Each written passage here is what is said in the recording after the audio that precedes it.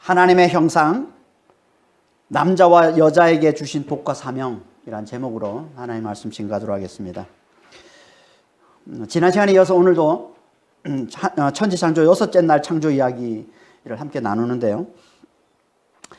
하나님은 여섯째 날에 땅에 짐승을 만드신 후에 사람을 창조하시는데 짐승들과는 완전히 다르게 창조하셨다고 했습니다.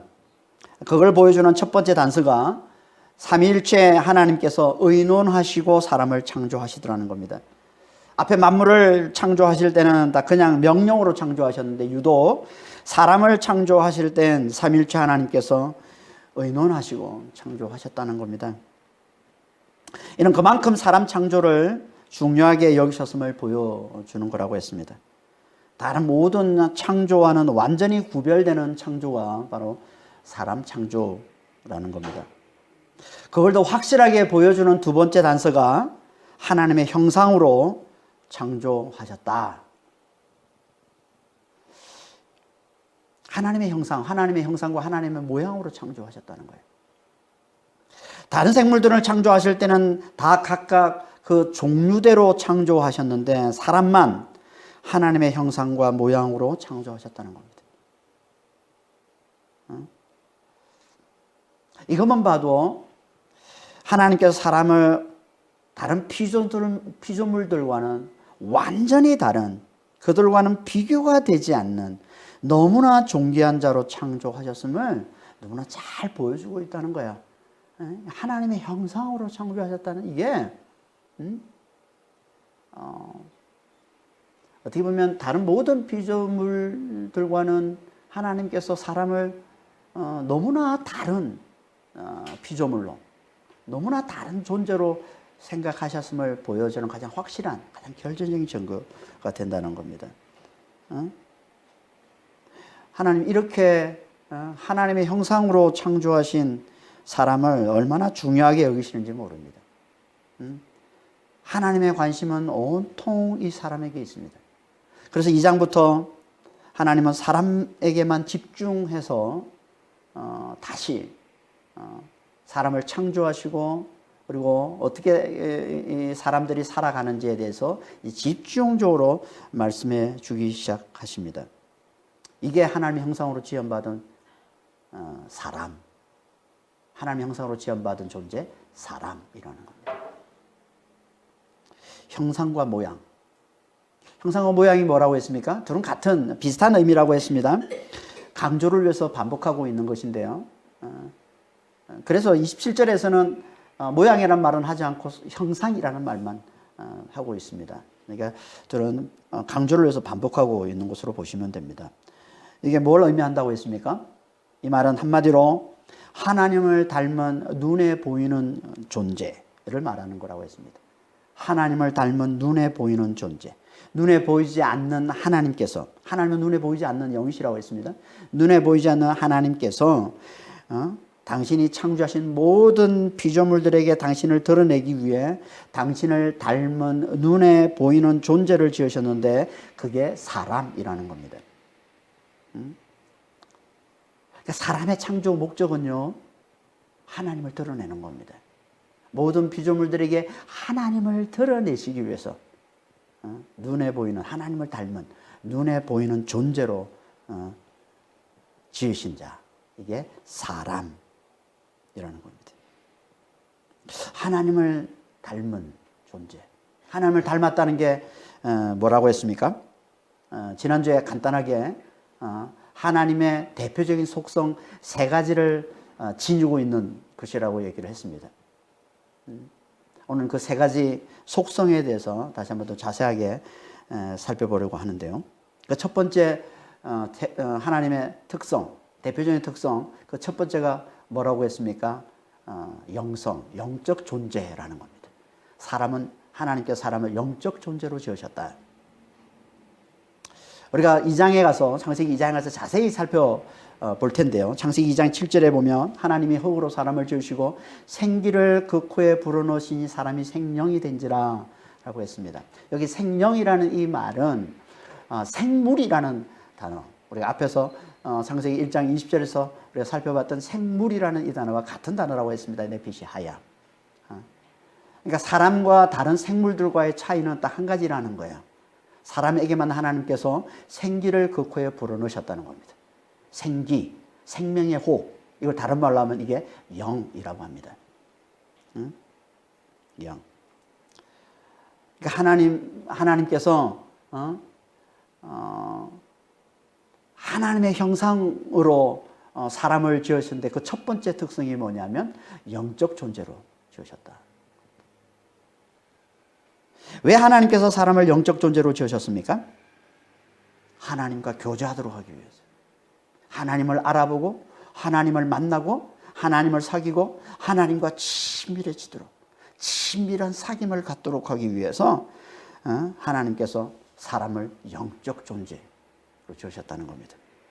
그래서 우리로 하여금 세상으로부터 자유토록 하기 위해서, 세상의 욕심으로부터 자유하도록 하기 위해서 하나님과의 친밀한 사귐으로 우리 안에 하나님의 은혜와 사랑과 능력이 가득해지면 우리는 세상으로부터 자유하게 됩니다. 그래서 바울이 이렇게 얘기한 거예요. 고린도서 6장 10절에 아무것도 없는 자 같으나 모든 것을 가진 자입니다. 이게 그 속에 하나님의 은혜와 사랑과 능력으로 충만한 자의 고백인 거예요. 아무것도 없는 자 같으나 모든 것을 가졌다. 이게 하나님의 형상, 영적 존재로 지원받은 사람의 원래 모습.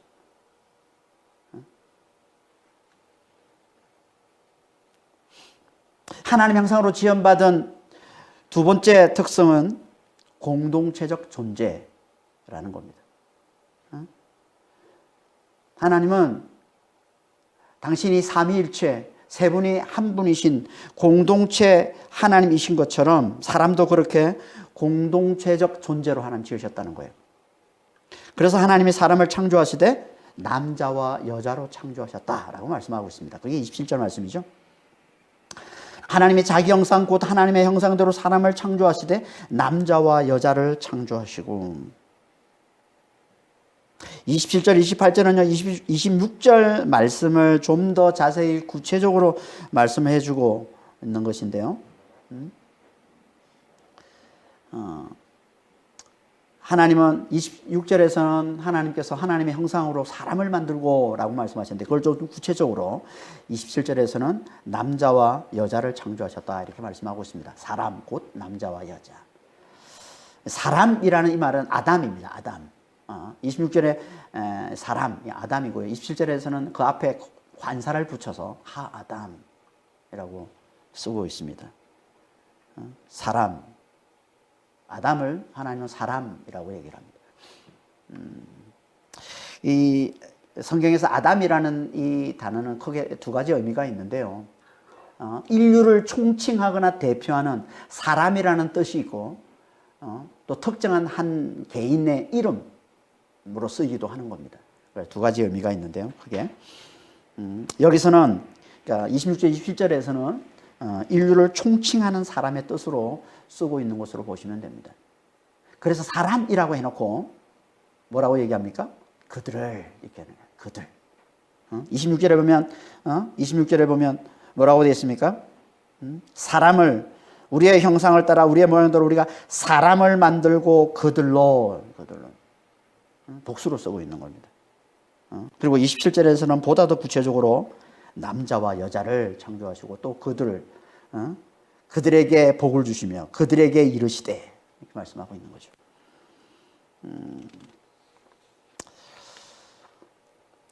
고대 근동에선 사람이 하나님의 형상이다라는 것만 해도 이거는 충격적인 이야기입니다. 왜냐하면 당시엔 왕들만 신의 형상으로 여겼기 때문에 그런 겁니다. 왕들만, 가장 강한 자, 왕들만 하나님의 신의 형상으로 여겼고 그 외의 모든 사람들은 노예로 착취의 대상으로 삼았던 겁니다. 이게 고대 근동의 세계관이에요. 모세 당시 이스라엘 백성들도 400년 넘게 애굽에서 종살이하면서 노예로 살면서 이 세계관에 길들여져 있었던 겁니다. 그런 그들에게 하나님께서 창조적 세계관, 존엄한 인간관을 가르쳐서 그 거짓된 신화적 세계관, 이 노예화된 이 인간관을 박살내고 계신 거예요. 이게 창세기 말씀인 겁니다. 아니라는 거예요. 왕들만 신의 형상이 아니라는 거예요. 그건 거짓이라는 거예요. 진리는 사람이 다 하나님 형상이라는 겁니다. 왕이든 아니든 모든 사람은 다 똑같이 너무나 고귀하고 너무나 존귀한 자라는 겁니다. 하나님은 이걸 당신 백성들에게 깨우쳐주기를 원하셨던 거예요. 그래서 사람의 창조를 말씀하시면서 제일 먼저 이걸 선언하고 계신 거예요. 제일 먼저 이걸 말씀하고 계시는 거예요. 사람은 하나님의 형상이다. 사람이 하나님의 형상이다. 이건 당시 고대 사람들뿐만 아니라 이 시대를 사는 우리도 깊이 새겨들어야 될 진리입니다. 고대 사람들만 힘 있는 자, 강한 자, 왕만 신의 형상이라고 여기고 뭐 힘 없는 자, 약한 자들은 다 착취의 대상으로 여겼던 게 아니고 지금도 동일하게 이 시대를 살고 있는 우리도 동일하게 가진 자와 못 가진 자, 있는 자와 없는 자, 강한 자와 약한 자를 나누어서 약한 자를 멸시하고 무시하고 핍박하고 그러고 살고 있지 않습니까?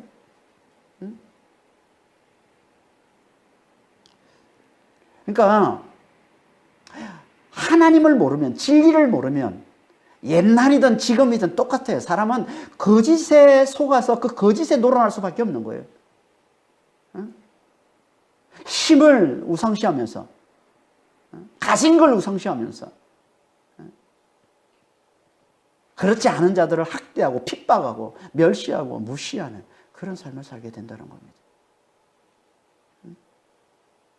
하나님 그걸 박살내고 계시는 거예요.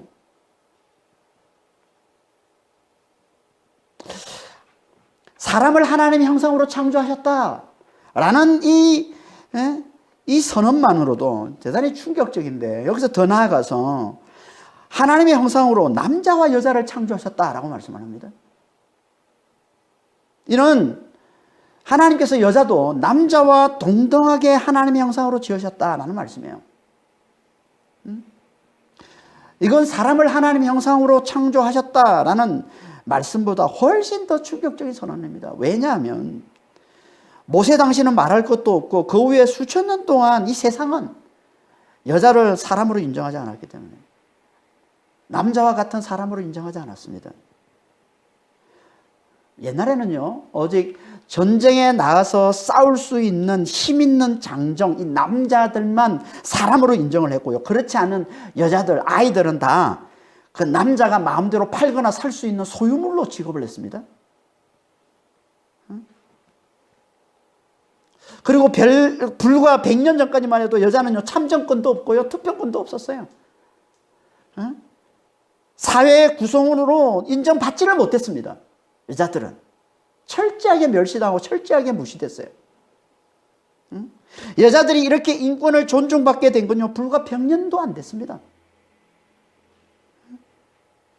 아니, 하나님은 사람을 창조하실 때부터 남자와 동등하게 하나님의 형상으로 창조하셨다고 말씀하시는데, 여자를. 하나님을 떠난 인간들은 이 약육강식의 거짓된 세계관, 이 신화적 세계관에 사로잡혀서 수천 년 동안 남자들보다 약한 여자들은 사람의 축에도 끼지 못하게 했던 거예요. 이게 하나님을 떠난 인간들의 사악함인 겁니다. 그러니까 사람의 존엄성, 여자의 존엄성은요, 하나님에게서 나오는 거예요. 하나님을 믿을 때 사람과 여자의 존엄성이 회복되는 것이지, 그렇지 않으면 절대 사람과 여자의 이 존엄성은 회복되지 않습니다. 그래서 지금도 하나님의 밖에 이 세상은요, 약한 사람, 아이들, 그리고 여자들을 철저히 멸시하고 철저히 무시하고 철저히 탄압하고 착지하고 그러고 있지 않습니까? 요즘 매일 뉴스에 쏟아져 나오는 얘기, 이 얘기 아닙니까? 아이들을 학대하고 말이에요. 여자들을 핍박하고 이런 얘기들이 심시되게 매일같이 뉴스에 쏟아져 나오지 있지 않습니까? 여전히 세상은 그러고 있다는 거예요. 여전히 약육강식의 이 논리에, 이 거짓된 이 세계관에 사로잡혀서 이 세상은 지금도 여전히 약한 자들, 약한 사람, 여자들을 멸시하고 무시하고 그리고 살아가고 있다는 겁니다. 그러니까 사람과 여자의 이 존엄성을 회복하려면요, 하나님께 돌아와야 돼요. 하나님을 믿어야 돼요. 하나님을 붙들어야 돼요.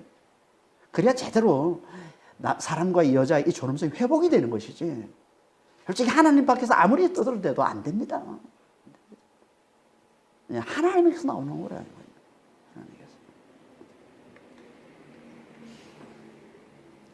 하나님께서 이렇게 하나님의 형상으로 사람, 곧 남자와 여자를 창조하셨다라고 말씀을 하고 있는데요. 이 말씀 속에는 또 한 가지 아주 중요한 의미가 담겨 있는데, 그건 바로 사람은 남자와 여자의 연합체, 공동체라는 겁니다. 남자라는 이 단어가 히브리어로 자칼이고요. 자칼이라는데, 이 자칼이라는 이 말은 남자라는 의미도 되지만, 원래 그 속에 담겨 있는 원래 의미는요, 표가 나다, 볼록하다라는 뜻이고요. 여자라는 이 단어 네케바는요, 오목하다, 구멍을 뚫다 이런 뜻입니다. 원래 가지고 있는 의미가 이거예요.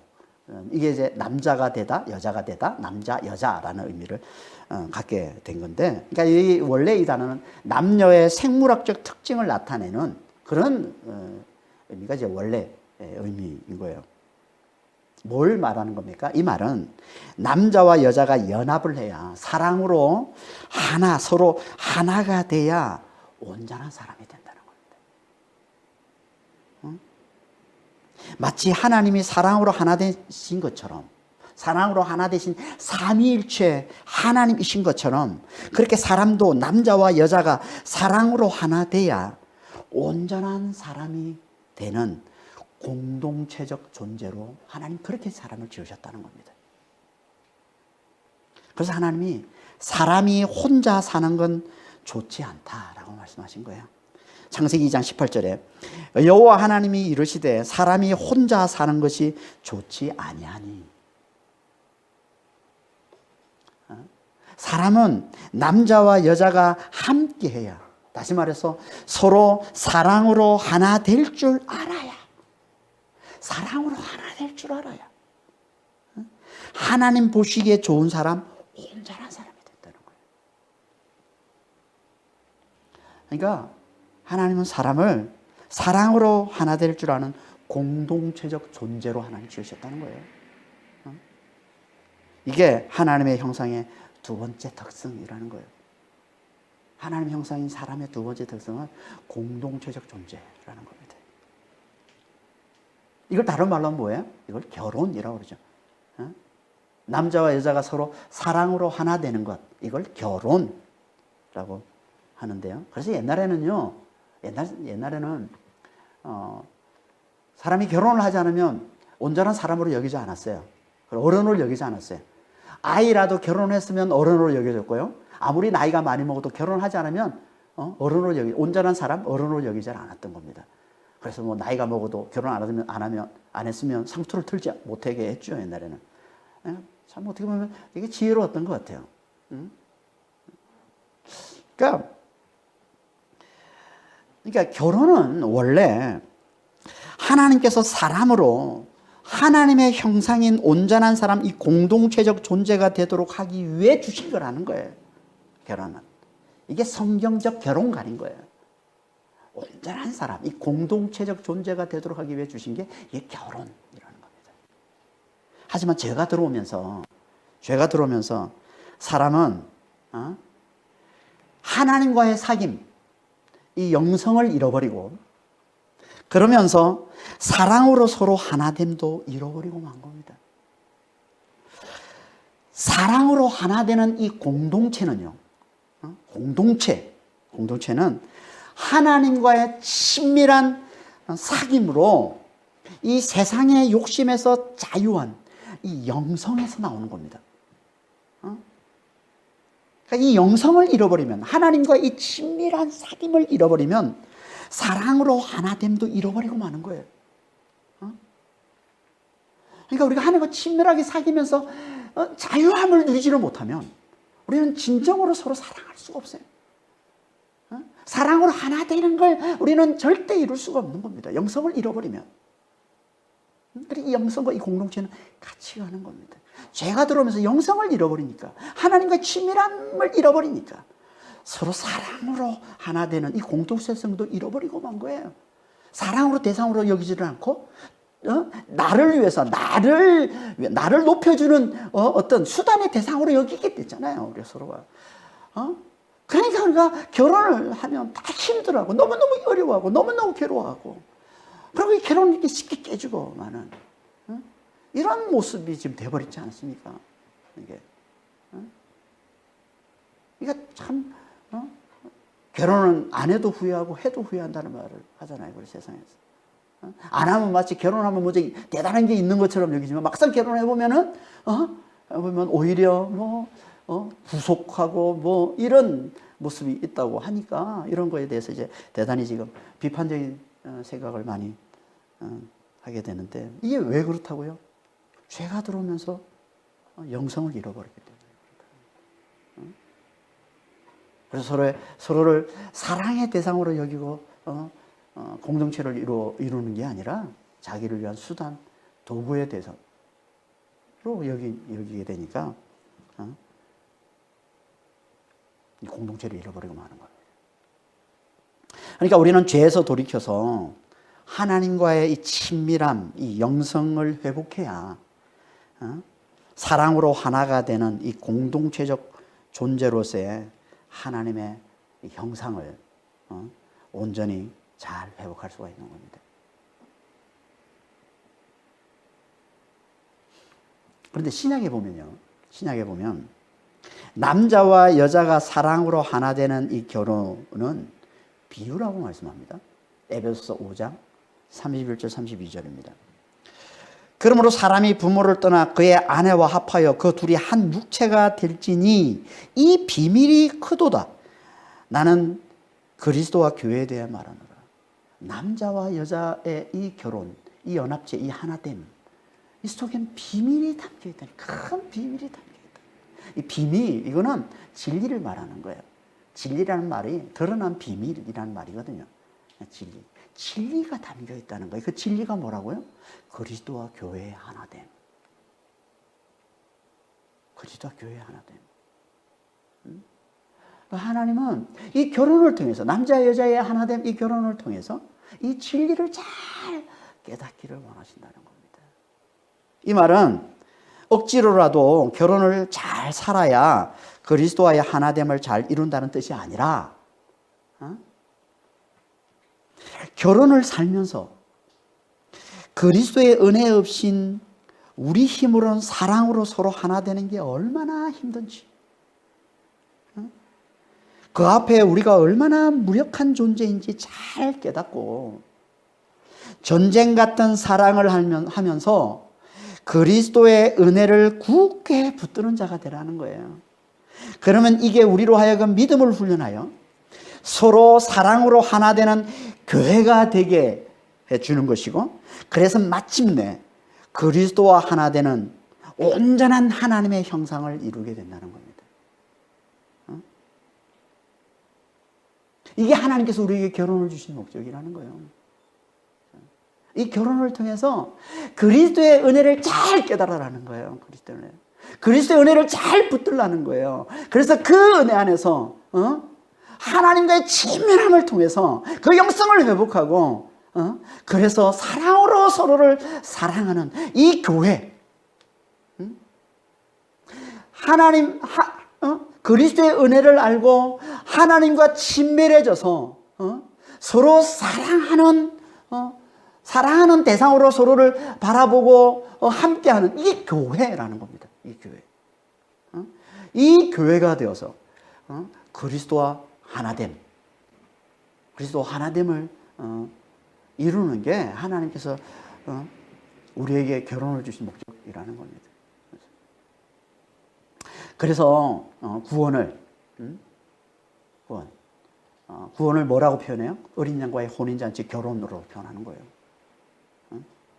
하나님의 형상을 온전히 이루는 이 구원을 그리스도와 우리가 결혼하는 어린 양의 혼인잔치라고 말씀을 하고 있는 겁니다.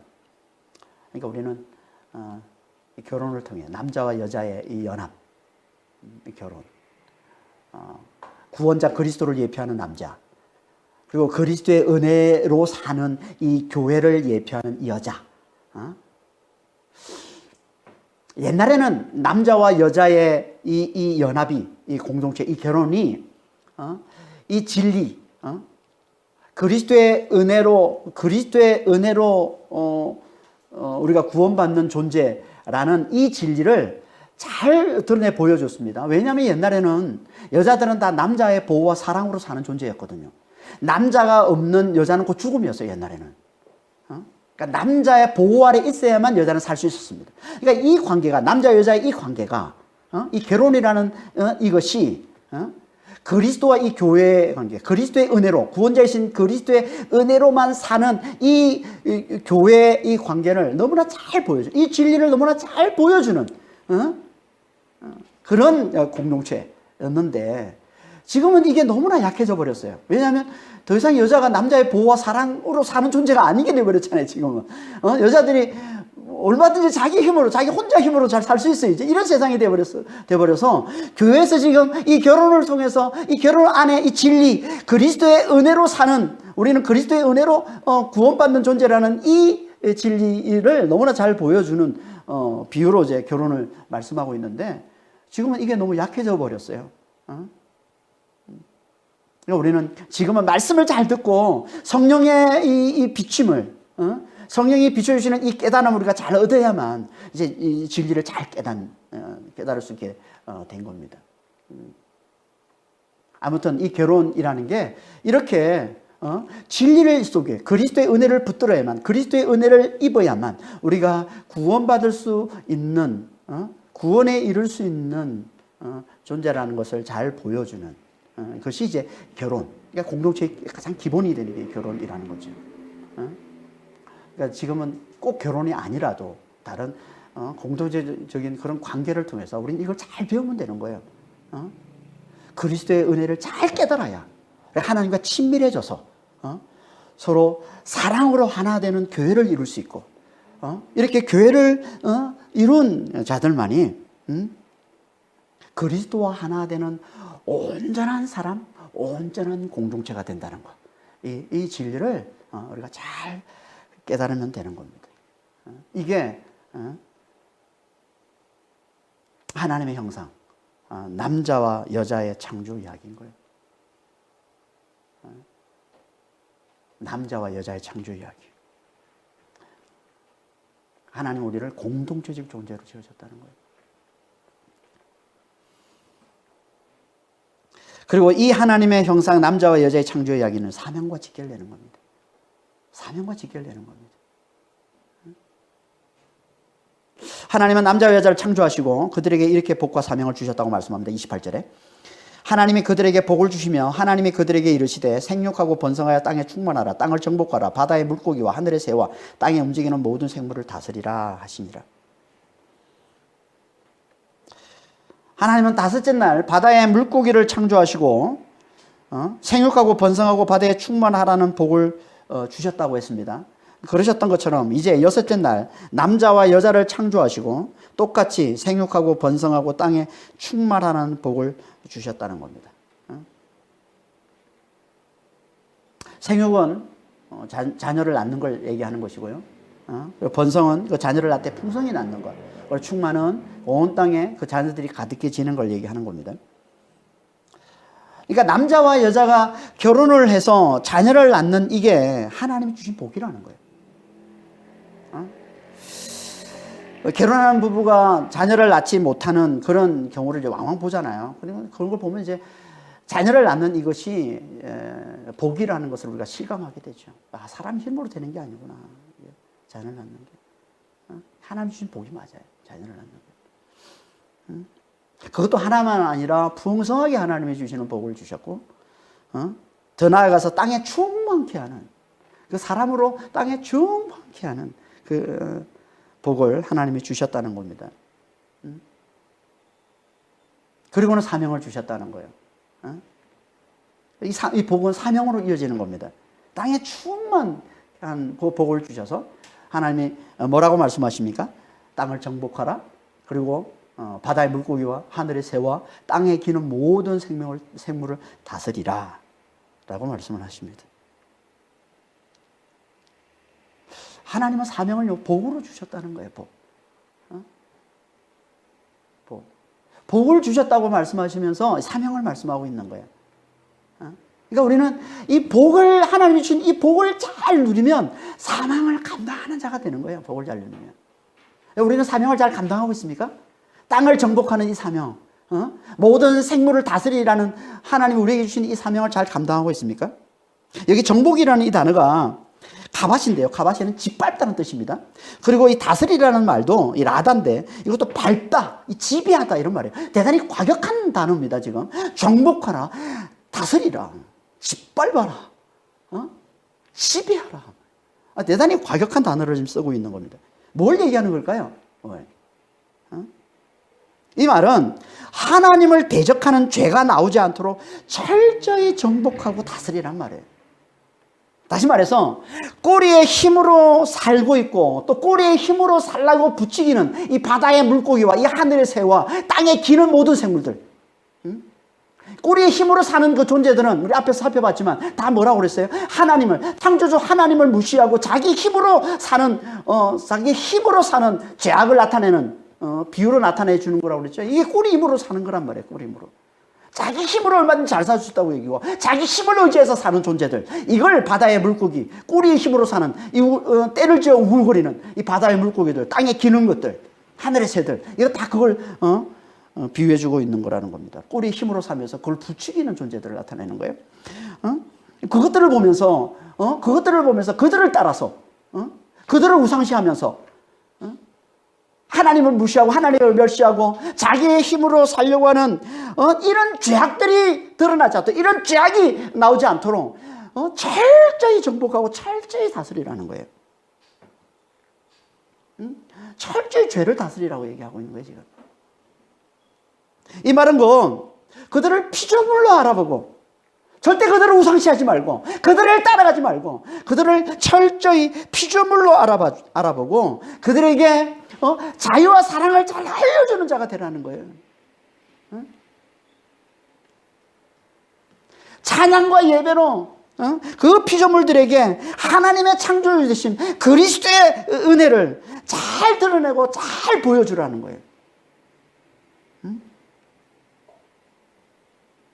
그래서 모든 피조물들이 다 그리스도 안에 하나가 되도록 하라는 거예요. 그리스도 안에 그 공동체에 하나가 되도록, 동참하도록 하라는 거예요. 이게 하나님께서 남자와 여자를 하나님의 형상으로 창조하셔서 생육하고 번성하고 충만케 하는 복을 주시고 그러고는 땅을 정복하고 모든 생물을 다스리는 왕이 되게 하시는 목적인 겁니다.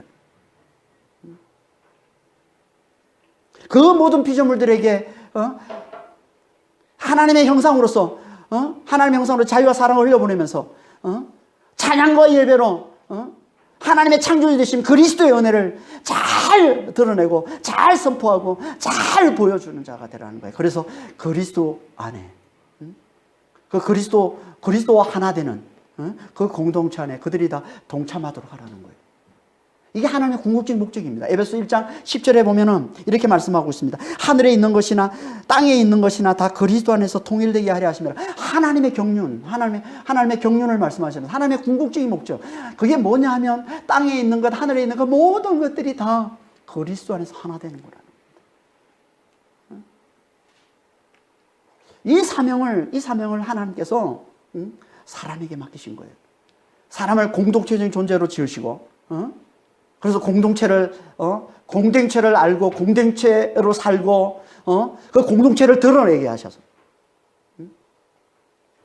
그래서 그 모든 피조물들이 하나님의 창조주심을 알아보고 그리스도의 은혜를 알아보고 그 그리스도 안에 동참하도록 그리스도 안에 하나가 되도록 그렇게 그들을 동참시키는 그 모든 피조물을 동참시키는 그 사명을 하나님께서 사람에게 맡기셨다는 겁니다.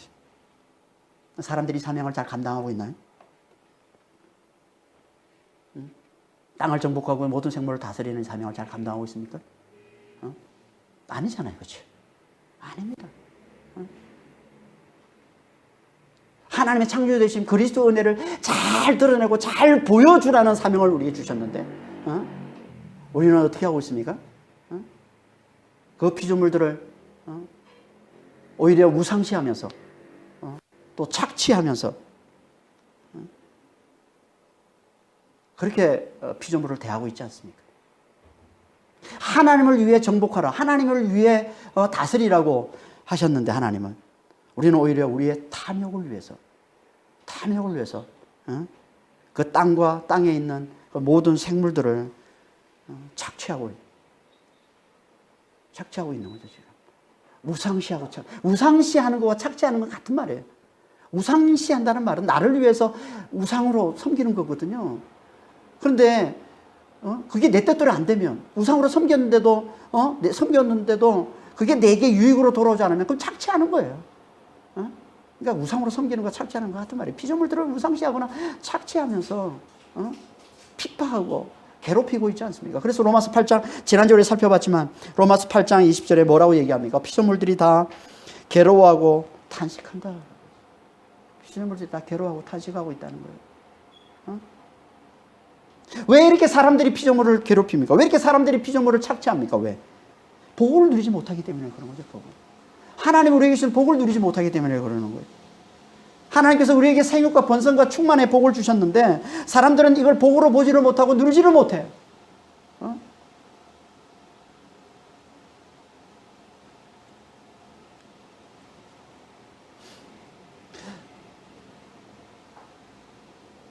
복으로 보지를 못해요. 복으로. 사람의 생육, 사람의 번성, 사람의 이 충만을. 그렇잖아요. 지금 보세요. 이 가난 때문에, 경제적인 어려움 때문에 자식이 많은 게 더 이상 복이 아닌 게 돼버렸어요. 지금은. 아니, 하나님은 복으로 주셨는데, 아니, 자녀의 생육과 이 번성, 아니, 이걸 복으로 주셨는데, 가난 때문에, 경제적인 어려움 때문에, 이거 더 이상 복으로 보지는 못합니다. 그리고 세상에 만연한 이 죄악 때문에 땅에 사람이 충만한 게 더 이상 복이 아닌 게 되어버렸어요. 사람들이 충만한 게 복이 아니야, 이제. 그들로 인해서 죄악이 넘쳐나는 이 세상을 보면서 사람들이 없는 곳에 살고 싶은 거야, 사람들이. 오히려 사람이 없는 게 복인 것처럼. 그렇게 돼버리지 않았습니까, 지금? 왜 이렇게 됐습니까, 왜? 왜 사람들이 복을 누리지는 못해요? 왜 하나님 주신 이 복을 제대로 누리지는 못합니까? 당연히 그건 죄로 말미암아 하나님의 형상을 잃어버렸기 때문에 그런 거죠, 사람들이 다. 죄로 말미암아서 하나님의 형상을 다 잃어버린 거예요. 죄가 들어오면서 영성의 자유와 이 공동체의 사랑을 잃어버린 거예요. 자유와 사랑을 서로에게 흘려주는 이 하나님의 형상을 다 잃어버리고 마니까. 대신 뭐가 서로에게 흘러갑니까? 탐욕과 미움과 다툼이 서로에게 흘러가잖아요. 이 세상이 하나님의 형상으로 가득 차야 될 이 세상이 하나님의 형상을 잃어버리니까 탐욕스러운 존재들로 가득하고 서로 미워하고 다투는 존재들로 가득한 세상이 돼버렸잖아요. 그러니까 더 이상 복이 아닌 게 돼버린 거예요. 사람의 생육과 번성과 충만이 복이 아닌 게 돼버린 거예요. 복으로 보지를 못하는 거예요. 복을 누리지는 못하는 거예요. 그러니까 우리는 이 죄에서 돌아서서 하나님의 형상을 회복하는 게 너무너무 중요한 거죠. 어떻게 우리가 이 죄에서 돌았습니까? 어떻게 우리가 이 하나님의 형상을 회복합니까? 참 형상이신 예수님 안에 들어와야 우리가 하나님의 형상을 회복할 수 있는 거죠. 그분의 말씀을 잘 듣고 은혜와 진리를 잘 깨달아야 이 십자가 부활의 이 복음을 잘 깨달아야 그리스도와 함께 내가 죽고 내 안에 그리스도가 사심을 그리스도 안에서 내가 부활과 영생을 사는 자라는 이 진리, 이 복음을 우리가 잘 듣고 잘 깨달아야 우리가 하나님의 형상이 되보게 되는 겁니다. 우리가 죄에서 돌아서 하나님의 형상의 회복이 되는 거예요. 그래야 우리가 이 영성의 이 자유와 공동체의 이 사랑을 누리는 하나님의 형상이 회복되는 겁니다. 이렇게 하나님의 형상이 회복된 자들이 생육하고 번성하고 세상에 충만해, 이걸 복으로 보는 거예요.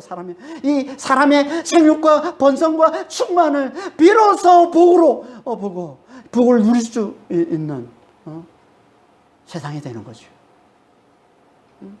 그러니까 여기에 생육과 번성과 이 충만의 복은 무슨 복인 거예요? 하나님의 형상의 생육과 번성과 충만의 복을 말하는 거예요. 하나님의 형상의 생육, 하나님의 형상이 태어나고 하나님의 형상이 많아져 풍성해지고 하나님의 형상이 세상에 가득해지는 게 이게 하나님 주신 복이라는 거예요.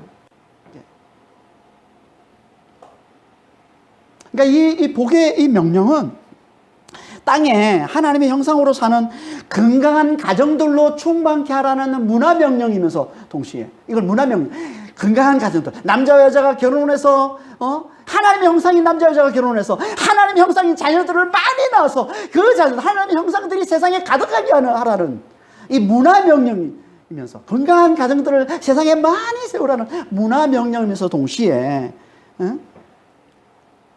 하나님의 형상인 하나님의 자녀들, 이들이 곧 누굽니까? 이들이 교회잖아요, 교회. 교회로 세상에 충만케 하라는 선교 명령이기도 한 겁니다. 선교 명령. 저는 같은 거예요.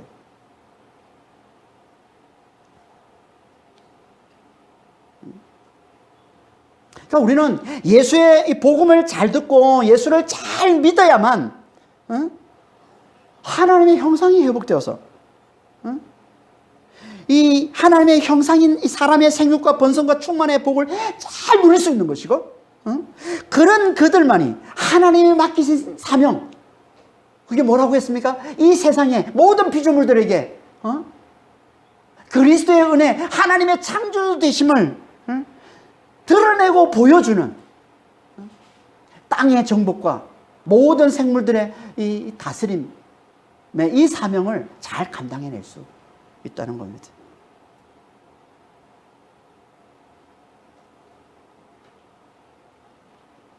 그런데 우리가 무엇으로 세상에 하나님의 형상이 사는 건강한 가정들, 다시 말해서 하나님의 형상들인 하나님의 자녀들, 곧 교회를 이 세상에 충만케 하고 무엇으로 그리스도의 은혜, 하나님의 이 창조 되심을 드러내고 보여주는, 모든 피조물들에게 그걸 드러내고 보여주는 이 땅의 정복과 다스림의 이 사명을 감당해냅니까? 무엇으로? 말의 권세로. 그래서 하나님께서 우리를 하나님의 형상의 세 번째 특성으로 말하는 존재로 지으셨다는 겁니다. 말하는 존재. 하나님께서 말씀하시는 하나님께서 유독 모든 생물들 중에 이 사람에게만 말을 주셔서 이래 이 말의 권세를 행사하기를 하나님이 원하시는 겁니다. 말의 권세, 말의 권세로 우리는 복을 누리고 하나님 주신 이 복을 누리고 이 말의 권세로 하나님 우리 주시는 사명을 감당하는 자가 되는 겁니다. 다시 말해서 우리는 말로써 복음을 전하여, 말로써 복음을 전하여 땅에 하나님의 형상, 교회로 충만케 하고 또 그 교회가 또 말로써 그리스도의 은혜와 하나님의 이 창조 되심을 온 세상에 선포하고 찬양함으로써 하나님의 창조 되심의 영광과 이 지식이 온 땅에 가득하게 하는 겁니다. 말로써.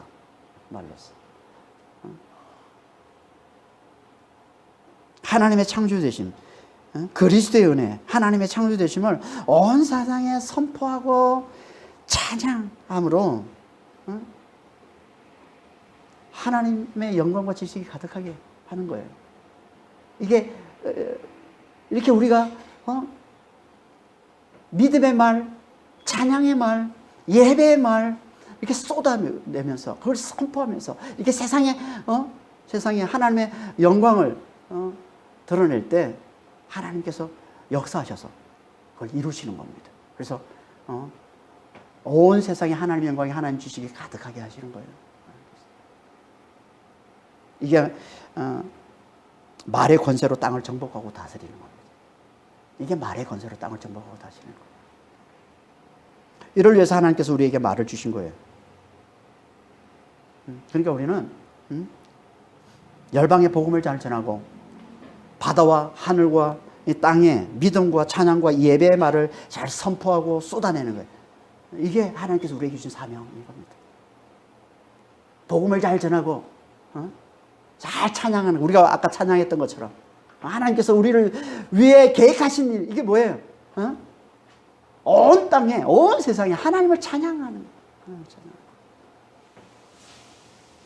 그럼 반드시 하나님께서 그 말을 이루시는 거예요.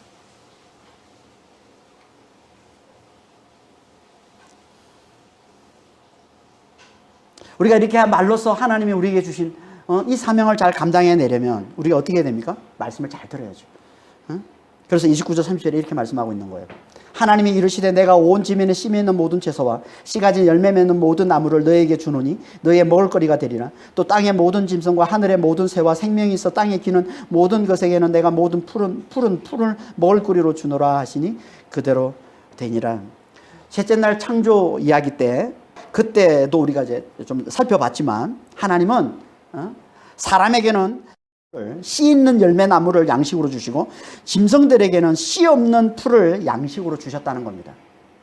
그러니까 여기 우리가 살펴봐야 될 중요한 포인트는요, 씨예요, 씨. 씨를 강조하는 거라고 했습니다. 씨를 강조하는 거.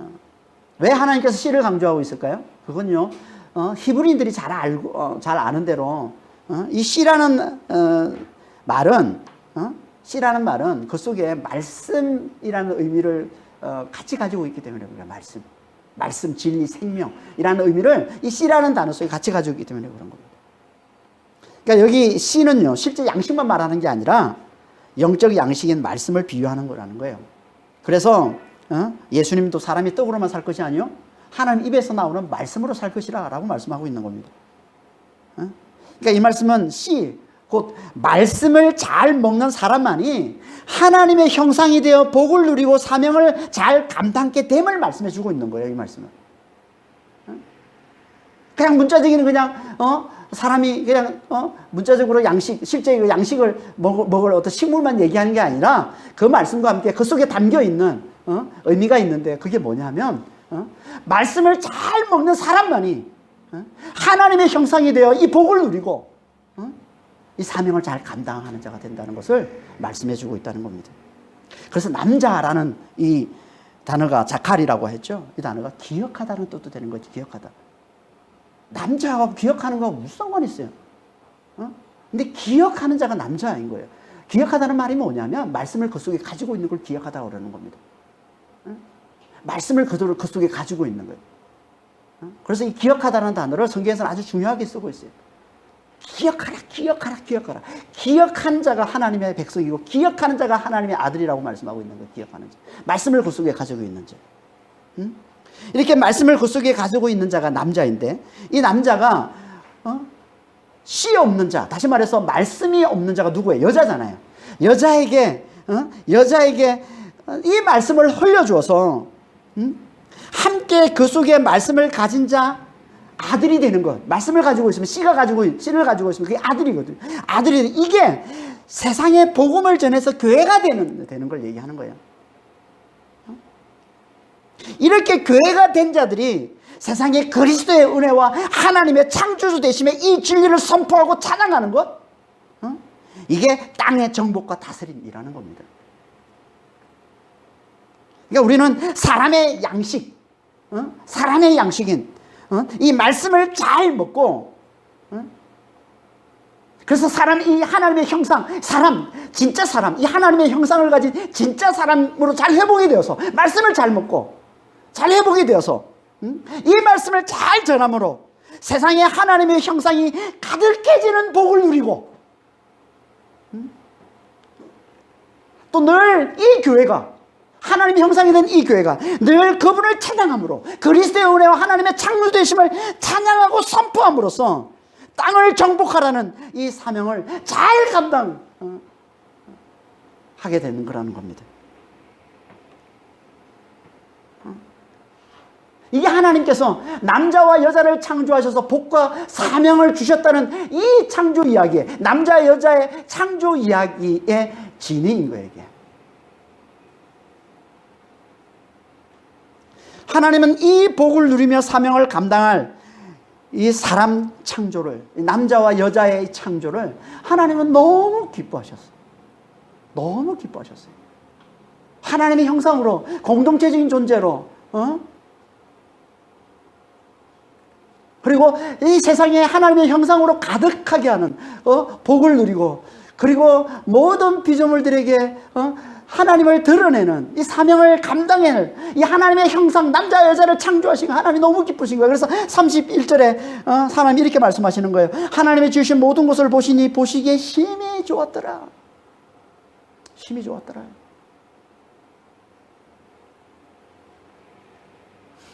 뿐만 아니라 하나님은 이 사람 창조를 위해 다른 모든 창조를 행하셨다는 거예요.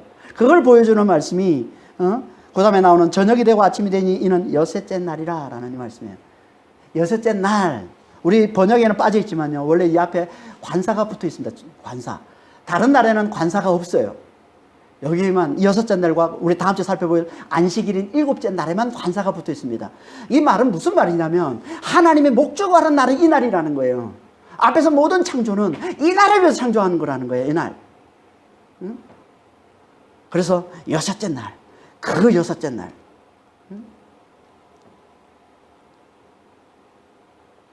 하나님은 당신의 형상으로 창조한 우리를 창조하시고는 너무 기쁘시고 또 우리를 너무 사랑하신다. 그러니까 우리를 하나님이 얼마나 사랑하는지 몰라요. 하나님의 형상인 우리를 얼마나 사랑하는지 몰라요. 그러니까 하나님이 우리에게 원하시는 게 뭐겠어요? 우리에게 간절히 원하시는 게 뭐겠어요? 하나님의 형상을 회복하는 거예요. 하나님의 형상을 잃어버린 우리에게 하나님을 간절히 원하시는 하나님의 형상을 회복하는 겁니다. 영성의 자유를 회복하는 거예요. 하나님과 친밀한 사귐으로 자유함을 누리는 자가 회복되고 이 공동체의 사랑, 공동체를 이루는 이 사랑을 잘 행하는 이 공동체의 존재로 잘 회복되고 이 말의 권세로 말의 권세로 복을 누리면서 세상에 하나님의 형상으로 가득해지는 이 복을 누리면서 그리고 모든 만물들에게, 모든 피조물들에게 그리스도의 은혜와 하나님의 창조되심을 선포하고 찬양하고 드러내는 이 땅의 정복, 이 다스림, 다스림을 가져다 주는 이 말의 권세, 이 말의 권세, 이걸 행하는 말하는 존재로 회복되기를, 말의 권세를 가지고 있는 존재로 회복되기를 우리 하나님은 간절히 원하시는 겁니다. 어떻게 우리가 이렇게 회복이 될까요? 이게 하나님의 형상으로, 온전한 하나님의 형상으로 어떻게 우리가 회복이 됩니까? 예수 안에 들어와요. 예수를 잘 믿어야, 십자가 부활의 복음을 잘 믿어야, 내가 그리스도 앞에 죽었고 이제 내 안에 그리스도 사심을, 그리스도 안에서 부활과 영생을 사는 자임을 좀 잘 깨달아야 이 하나님의 형상이 회복이 되는 겁니다. 영성이 회복이 되는 거예요. 하나님과 친밀한 사귐이 회복이 되는 거예요. 그래야 서로 사랑으로 하나가 되는 이 공동체가 회복이 되는 겁니다. 그래야 말의 권세로 온 땅에 복음을 전하면서, 그리고 모든 피조물들에게 하나님의 창조의 힘을 드러내면서 사는 하나님이 주신 이 복과 사명을 감당하는 존재가 되는 겁니다. 이런 믿음의 성도들이 다 되시길 예수님으로 축원합니다. 기도하겠습니다. 하나님 아버지, 죄로 인해 망가진 이 하나님의 형상이 예수 안에서 정말 잘 회복될 수 있도록 아버지 하나님 저를 축복해 주시고 주님 인도하여 주시옵소서. 예수의 이 복음을 잘 듣고 잘 믿음으로 십자가의 부활의 복음, 그리스도와 함께 내가 죽었고 이제 내 안에 그리스도가 사심을, 그리스도 안에서 부활과 영생을 사는 자라는 이 복음을 잘 듣고 잘 믿음으로 주님 정말 하나님의 형상이 잘 회복될 수 있도록 영성의 자유를 누리고 공동체의 사랑을 누리고 그리고 이 말의 권세를 누리는 아버지 하나님, 이 하나님의 형상이 잘 회복되게 하시고 그래서 아버지요, 이 하나님 형상 교회가 온 땅에 가득해지는 아버지여, 이 복을 누리며 살게 하시고, 그리고 모든 피조물들에게 그리스도의 은혜와 하나님의 창조주 되심을 잘 드러내고 잘 보여주는 아버지여, 땅의 정복과 다스림의 이 사명을 잘 감당하는 삶을 잘 살아내는 주님, 저희들 다 될 수 있도록 저희를 축복해 주시고 주님 인도하여 주시옵소서. 감사하며 우리 주 예수 그리스도 이름으로 기도합니다. 아멘.